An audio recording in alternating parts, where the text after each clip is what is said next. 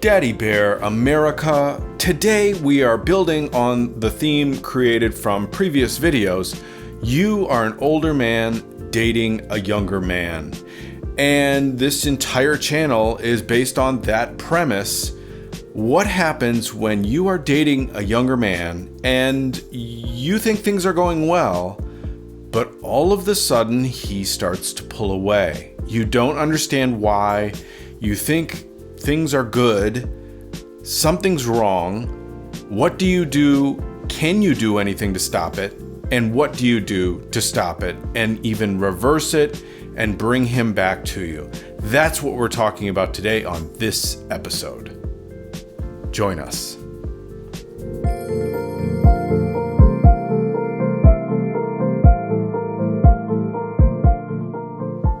So, you're an older man, you're interested in a younger man, and potentially he's interested in you, and things are going well. Something is happening though, and that's what we're talking about in this episode. Before we get started, this is a great opportunity to suggest to you, as just to help out the channel here, to grow our message of older men and younger men together, click subscribe. It really helps the channel. And while you're down there, the best thing you can do is click like on the video. That helps the algorithm distribute the video to more people. If you want to help out the channel directly, there's a join button down there as well. Clicking that costs about the price of a cup of coffee, and that money goes directly to me being able to write new material on a weekly basis for you. More about that later.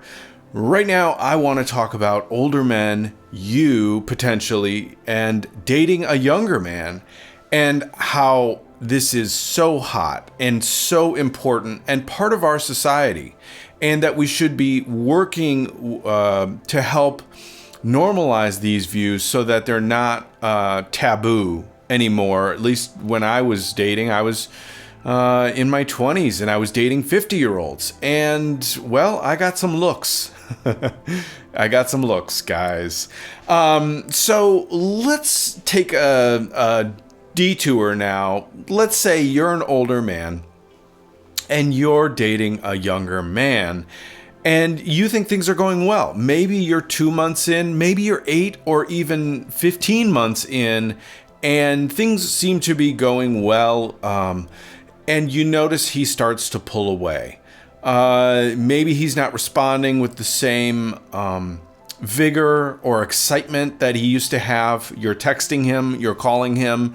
Maybe he's avoiding phone calls. Maybe he's phoning in his emotional responses. They seem plastic and sort of rehearsed. And you express your love to him, and he responds back sort of, yeah, me too. Well, something is going on.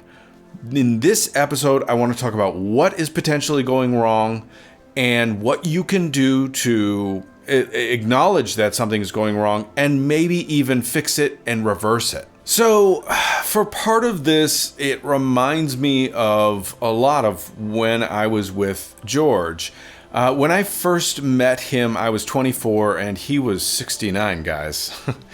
And how many times does 69 go into 24? A lot. It was very exciting for me. And he was, he's a 69-year-old, so he's been through a lot. He's literally been in wars before I was born. He's been through a lot. So I come along, I was a cute young guy, and I was very fit and hot and horny, and it was exciting for him, no doubt. But as we got to dating, I was taking this very seriously, and it was very exciting for me. I didn't know what to do with it. I'm only 24 years old, and sorry, 24-year-olds out there, what did I know being 24, dating a 69-year-old? Turns out I had a lot to learn. But this was a very fun time for me as well. As the years went on, and George and I were together for 5+ years, things started to settle down, and life starts to happen. Things get sort of routine, and we would sort of recycle our events, and yes, we had tons of wonderful lovemaking. But You do that day in, day out. While it's great, that's maybe 10, 15 minutes out of your morning or evening or however you guys do it. And then you have the rest of the day together.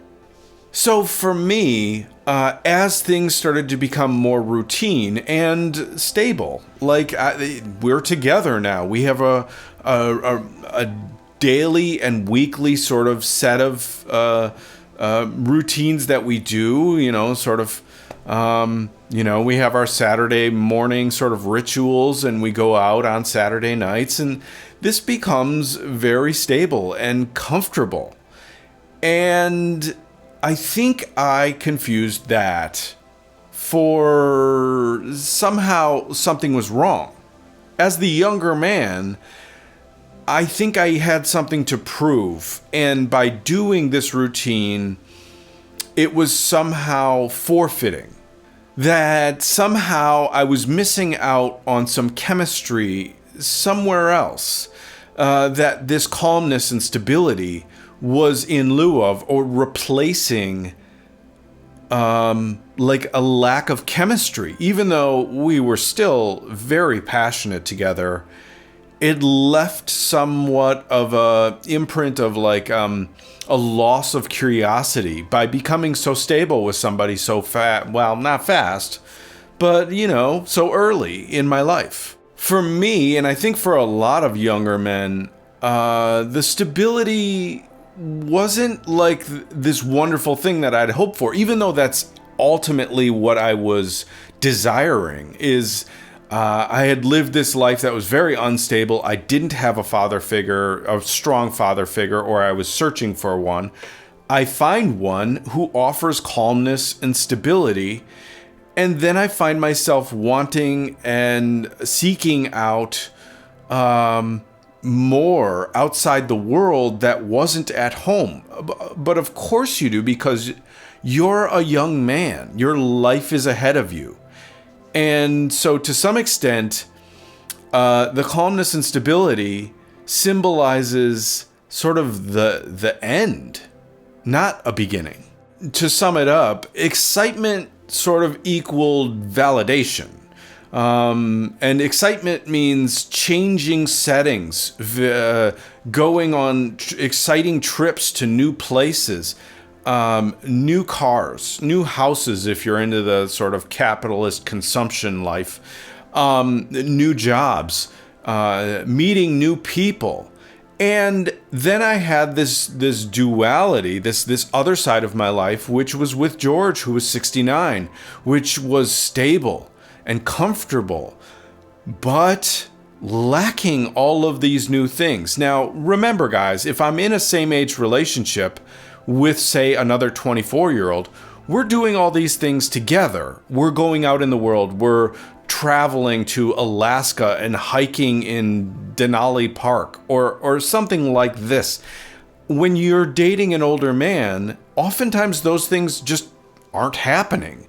In fact, as I get older, I'm very comfortable at home, and I don't have a desire to go to Denali anymore. It's great. It's beautiful. Go, be, do. But I don't need to go anymore. So I think we've established here, if you are the older man and you're dating a younger man who has these desires, it's pretty easy to attribute his wanting to move around and be and do as a rejection of you personally.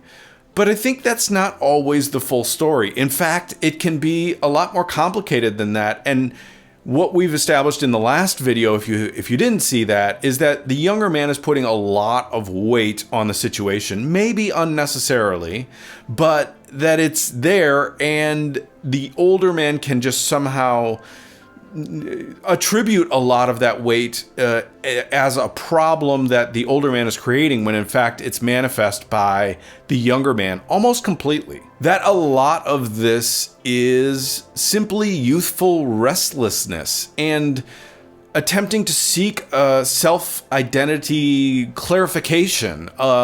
What is the younger man to the world? What does he have to offer? What is purpose in life? And as a young man, I was so driven to, like win awards and prove myself. And as I've gotten older, we all find validation in different ways. But I didn't feel the need to do that as much as I'm now in my 40s, approaching my 50s. I'm kind of fine with whatever meaningless or meaningful sort of validation and proof that I've created for myself, my validity. This is it, and I'm kind of happy with it.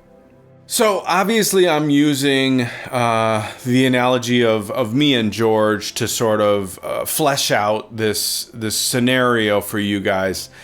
But as George and I got more serious, say 3 years in, and right from the beginning, though, I felt a lot of additional weight. But 3 years in, you start to feel it more as things become more routine, more stable, and sort of, this is your life. And like, if you didn't see the video, the sort of synopsis and how that part of my life played out, maybe check it out. It's not, it doesn't address all of the problems that occurred, whether it was me or George or us together. And of course, by now, it ended because I'm with Bill, and I've been with Bill for 15 years now. But you can watch that video and sort of use the information you get here to see it playing out there, about my youth, my restlessness, my need to prove myself, ultimately moving to New York for music and for my career. You can see a lot of this playing out. So I just remember early on when I met George feeling like I had found the father figure I'd always been searching for. And feeling that safety and security every time I walked through his door. I usually would go there to his house where sort of that was my comfort zone. But along with that, as I sort of been referring to earlier, there was a lot of weight on me as the younger man. How can I measure up? Can I measure up to the weight and the pressure that I'm putting on myself, and juxtaposed to everything that George had done in his life, all the places he had traveled. And at this point, I hadn't done a lot. So one aspect is that I felt so safe in George's house and ultimately in his arms. But that is also incredibly revealing for the younger man to sort of take off the sort of mask that you create, the shielding that you create, the walls, and sort of reveal that inner vulnerability to an older man. It can feel very, very revealing. And I think a better word to describe it is terrifying. So yeah, there were times where I would almost create these problem areas in our relationship just so that I could sort of get proof that this was real, that his feelings were real. And there were times where I would pull away, that I needed space. And it was because I was afraid of being seen, and revealing myself in these ways. It's as comfortable and as perfect as it was, it left me needing space for myself. So when you're young, and you feel, sort of youthful exploration, adventure, wanting to go out, wanting to change your interior, your house, wanting to change the wall colors, doing something bold like, I don't know, painting it green or red or blue or whatever the kids are doing these days. The point is, you constantly are wanting change, where an older man is very comfortable with not having change. And so there's that stability there. But it also creates a lot of expectation for a younger man entering into this situation of stability. So imagine two younger men meet and are doing crazy things and having crazy fun and changing their lifestyle and their dinner plates and their flatware, and then changing their apartment. And then you meet an older man, and all of that is already set. He already has flatware. He already painted his walls. He already picked out his china and his dinner table. So this can create a huge sort of emotional demand for the younger man.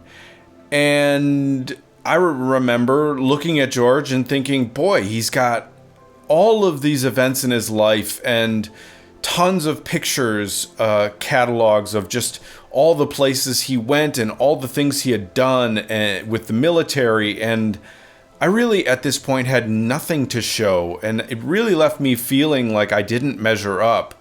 Even though George didn't really put that pressure on me. He didn't put really a lot of pressure on me at all.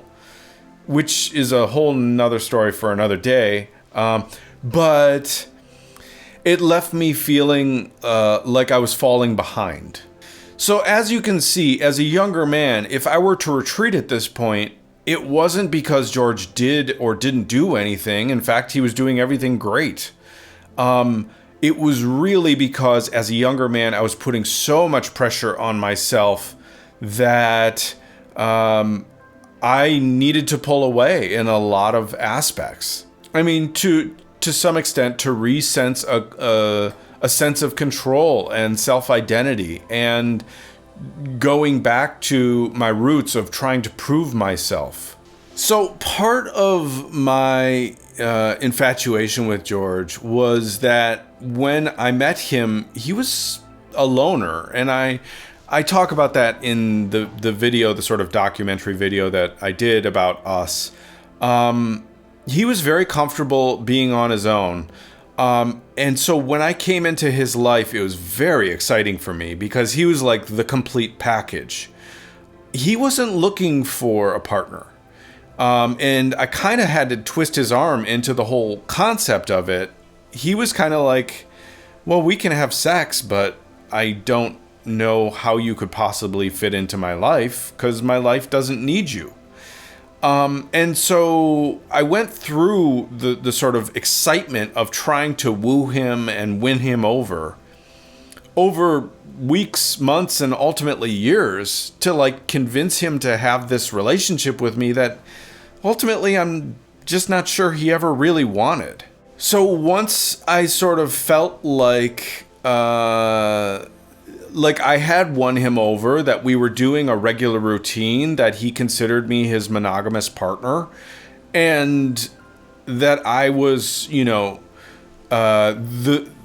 the sort of receiver of his love almost exclusively, then I sort of felt like the excitement had died down. And because of that, to some extent, the love had sort of died down. Now, at the time, George was like a father to me. But as things calm down and get sort of quiet, and again, stable and calm, but quiet, it can feel a little bit unfamiliar.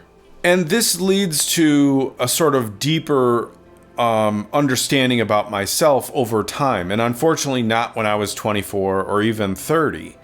That what I was chasing with George was dopamine, this constant feel-good feeling that was created early on between George and I, and every time we made love. And oh boy, guys, it would go on, and it was passionate. But that's dopamine. That's not intimacy, and that's not really longevity and love. So as that dies down, and of course we know as we get, we've had complex relationships, you're 30, 40, and 50, the dopamine dies down. The intense sex does slow down, especially as George, going from being 69, is turning 79. Of course, the sex is going to slow down. And the dopamine slows down. And dopamine is incredibly addictive, but that's not love. And as we said earlier, as I'm a young man in my 20s, looking to prove myself, looking to do new and aggressive and risky things, the relationship was so stable and so calm that it was almost like there was no movement at all. Like it was just still water. And oftentimes I compared my relationship with George to that he was, oftentimes I compared him to the ocean. That he, as much as he changed, never changed at all, regardless of whether I was there or not, because he had been through so much. And even as I show up, he's not willing to change, just like the ocean won't change because you want him to. And after I left, not a lot changed for him. He was a little unhappy at first, but he is the ocean, and the ocean goes back to doing what it does. So I'm not saying this is right, and that I was seeking out like some chaos and drama in my life, and George wasn't offering it. That's somewhat of a fallacy. It's a trap, but nonetheless, in my youthful sort of ignorance, that's what I was seeking. So to some extent, you can't stop that as an older man. And inevitably, I chose to distance myself from George as things just became routine and regular, calm, stable, unchanging. And I wanted a music career. I wanted to prove myself in computer science. And so George and I were in Chicago, and the next big step was New York. And when I stepped out on, 4th Street and 6th Avenue, basically Christopher Street, where all the gay bars are, I remember it was like a Friday night, and it was kind of sort of wet and rainy and dark, and all the lights of the city were glistening off the street. And I saw all of these gay people in, their fascinating sort of wardrobes, holding hands, just strolling down the street in New York City. And I was just flabbergasted. I was shocked that this life that I had seen maybe in some TV shows actually existed. And it was at a perfect time in my life where this was totally obtainable for me to just move to New York and go. And so I did. So I think from the older partner's perspective, it's, if you don't know all the sort of, the chaos and the storm occurring in the younger man's mind, it's easy to look at this scenario, this situation with you and your partner, and think somehow you are to blame, that you caused this. But knowing the sort of backside of the story, you can see, boy, there's a lot going on that has nothing to do with you. I think we can clearly say this is unresolved developmental friction on the part of the younger man, not some failure that the older partner did something wrong. I think it's also clear that at this point, if you're the older man and you try harder, you can make things a lot worse. I mean, the least desirable thing the younger man seeking chaos wants is for an older man who is the symbol of stability and unchanging to reach out and pull you, the younger man, back into that.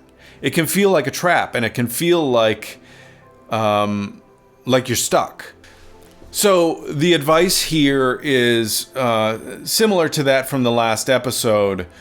If you didn't watch it, it's basically, this is building on that. episode, you want to be as confident and as stable as you can, because that is what initially lured him in, and that will work for you here now. You also don't want to smother him, and you want to have let him have his space. And if it helps to mirror his actions as he approaches you back to him. So you don't want to seem chilly. You don't want to be cold when he approaches you. You want to sort of mirror if he texts you, like give it a day and then text back to him. But you want to create this want for desire on his part, so you want to go slow. You also don't want to seem chilly and aloof, so you don't want to take too much time. There's a fine balance there, and that's part of the dating rules of like wait 3 days to respond, or all these stupid rules. They actually do have some psychology behind them. So I think a phrase that would resonate here is you don't want to try and emphasize or chase stability. You want to embody stability. You don't have anything to prove. You don't need to say it. You don't need to show somehow through demonstrative actions that you are the symbol of stability for this younger man. It is really like a way of being. And in the last video, I referred to it as like a stoicism, that you are like a rock, or in the case of George, like the ocean.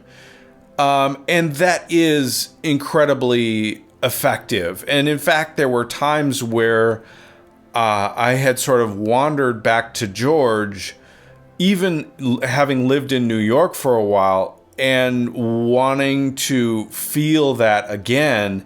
Now, the problem is that he was no longer mimicking my actions back to him. He had cooled off. And I think I had hurt him quite deeply by leaving. You can imagine that. That's not a stretch. But if you are interested in carrying on this relationship, this is the time to decide. If this is what you want, then mimic his actions back to him. So if he comes on to you, or he wants you to come back to him, then go slow, but mimic his actions and invite him back. Yeah, and one thing that I can say, referring back to my relationship with Big Jim, as I referred to, I met Big Jim when I moved to New York City, and in this sort of chaos that I had created for myself, he was yet again another symbol of stability, although he was none of that. He was chaos himself.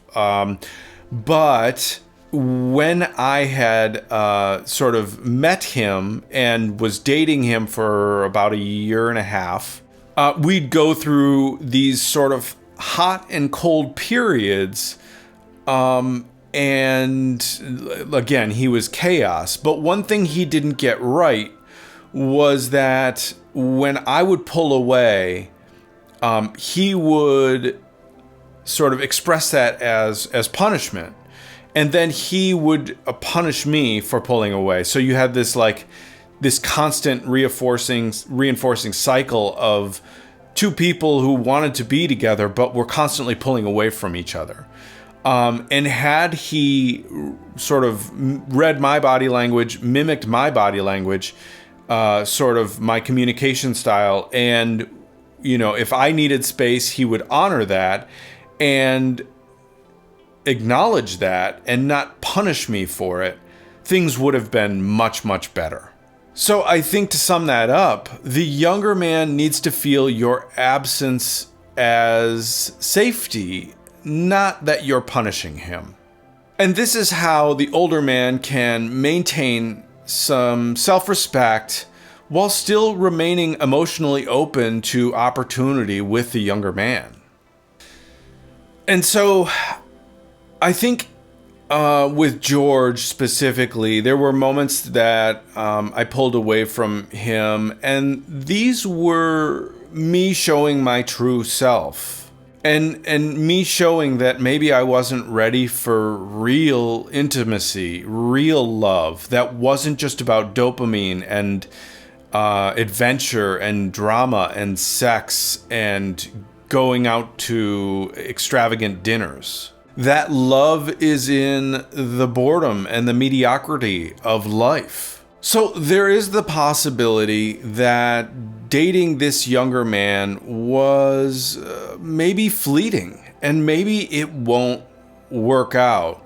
But all that's proven is that you have grown and that you've grown beyond the need for this relationship as it existed, and that you've outgrown uncertainty. So I think it really helps to understand where the younger man is coming from in a situation where he pulls away, and that it in fact doesn't have a lot to do with the older man in the scenario.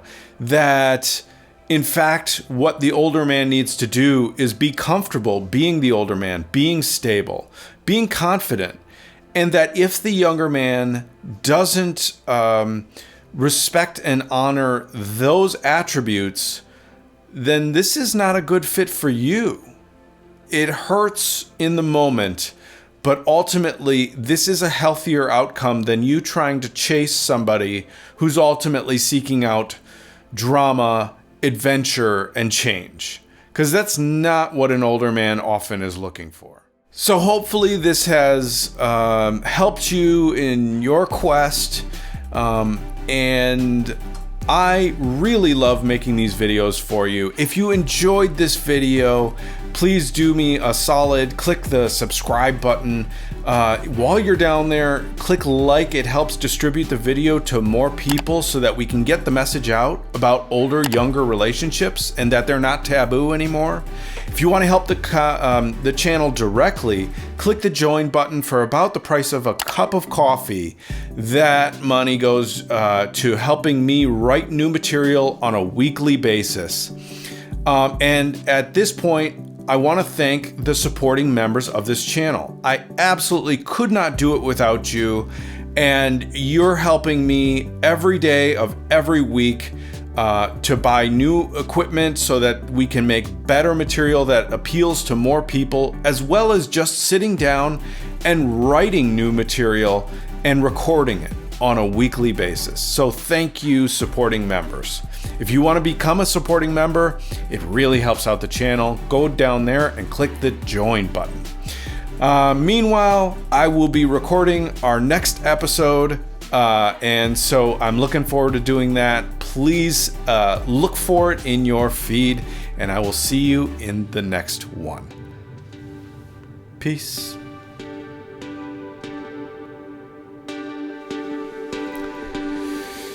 All right.